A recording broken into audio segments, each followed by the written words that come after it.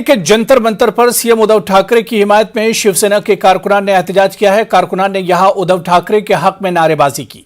इस मौके पर बागी अराकीन असेंबली के खिलाफ नाराजगी जताते हुए कहा कि शिवसेना को दो हिस्सों में तकसीम करने वाली साजिश किसी कीमत पर कामयाब नहीं होने दी जाएगी।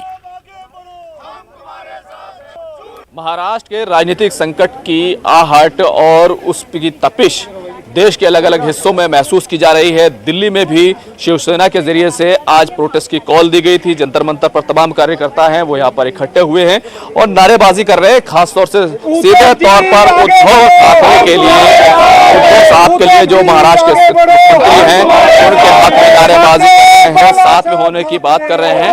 क्या मांगे हैं और क्या चीजें हैं, किस बात को लेकर नाराजगी से जानने की कोशिश करते हैं। आप लोग प्रोटेस्ट कर रहे हैं, क्या कहने के लिए आए हैं? क्योंकि राजनीतिक संकट जो महाराष्ट्र का है वो तो गहराता जा रहा है। कोई संकट नहीं है। वो जो एमएलए हैं वो 250 किलोमीटर दूर बैठे हैं और यहाँ जो दिल्ली के जो शिव सैनिक आए ये शिवसेना पक्ष प्रमुख माननीय उद्धव ठाकरे जी को सपोर्ट के लिए आए और ये मांग करने के लिए आए, उद्धव साहब संगठन के हित में जो भी कठोर निर्णय लेने हैं आप लीजिए। देश के लाखों शिव सैनिक आपके साथ हैं। लेकिन जिस तरीके से देखें, पहले जो तमाम एमएलए थे वो गुजरात गए और गुजरात से फिर वो असम चले गए, तो आप लोगों को क्या लगता है कि ये जो पूरा विद्रोह हुआ है इसके पीछे कौन है? देखिए, इसके पीछे अभी 2 दिन पहले भी खुलासा हो चुका है। टीवी चैनलों ने बताया है कि रात के अंधेरे में भी मीटिंगें हो रही हैं। रात के अंधेरे में कौन मिलता है?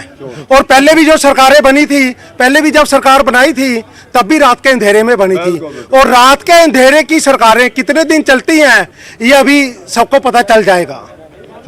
हम लोग यहाँ माननीय उद्धव साहब ठाकरे जी को सपोर्ट देने के लिए आए हैं कि देश के लाखों शिव सैनिक आपके साथ खड़े हैं।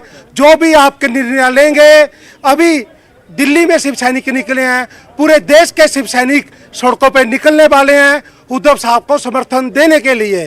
और उद्धव साहब आगे बढ़ो, हम तुम्हारे साथ हैं। उद्धव साहब आगे बढ़ो, हम तुम्हारे साथ हैं। उद्धव साहब आगे बढ़ो, से हम देखे तुम्हारे साथ हैं। भारतीय जनता पार्टी के साथ एक आप लोगों की बहुत कुर्बत रही है, करीबी रहे हैं। अब जो परिस्थिति बन रही है वो कहीं ना कहीं दोनों जो अलाइज थे उनको दूर ले जा रही है। कोई परिस्थिति बन नहीं रही है। शिवसेना मजबूत थी और शिवसेना मजबूत थी, मजबूत है, मजबूत रहेगी। और देश के लाखों शिव सैनिक माननीय उद्धव साहब के साथ हैं। शिव सैनिकों ने कह दिया उद्धव साहब से, आप संगठन के हित में कोई भी कठोर निर्णय लेना है लीजिए। देश के लाखों शिव सैनिक आपके साथ तन मन धन से खड़े हैं।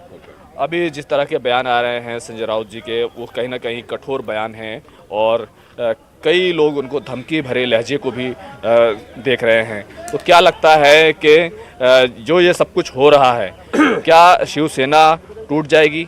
नहीं, नो एंड नेवर। शिवसेना कभी नहीं टूटी है, ना आज टूटी है ना कल टूट जाएगी। ये लोग तो भ्रमित कर रहे हैं, हमें गुमराह कर रहे हैं, शिव सैनिकों को गुमराह कर रहे हैं। लेकिन वो नहीं जानते कि शिव सैनिक सही मायने में क्या है। शिव सैनिक के सामने सब दिल्ली से बाहर क्या हिंदुस्तान में, हिंदुस्तान से बाहर क्या कोई टिक पाया? क्या कोई नहीं टिक पाया।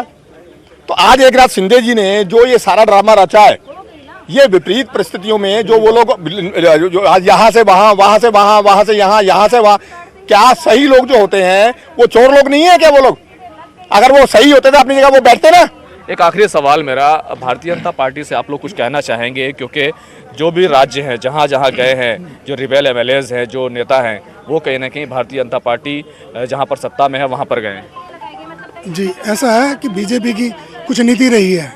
अगर आप पीछे भी देखें, कई सरकारों को उन्होंने तोड़ा है और वहाँ को सिस्टम को खंडित किया है। और पिछले 2.5 सालों के अंदर 3-4 बार बीजेपी कोशिश कर चुकी है कि शिवसेना को कामयाब नहीं होने देना।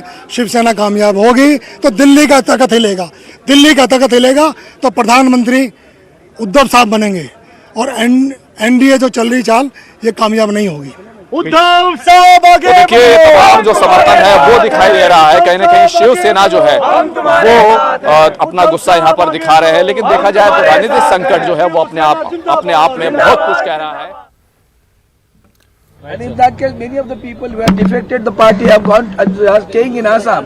So therefore, we have initiated legal action against them, and accordingly, the notices of disqualification have been served to some of the members. Around 16 members, we have already served the notice, and the to know the authenticity of this legal action, the Honorable Supreme Court Senior Advocate Mr. Devdatta Kamath is with me, and he will address your questions right now. First, don't ask questions. My request is that first listen to him, and then if you have any queries, you are at liberty to ask him. Okay, sir. But one at a time. Don't shout together. Okay, sir. Thank you so much. दो क्यों लगाया भाई देखना Right, sir. I will first just be quiet, please.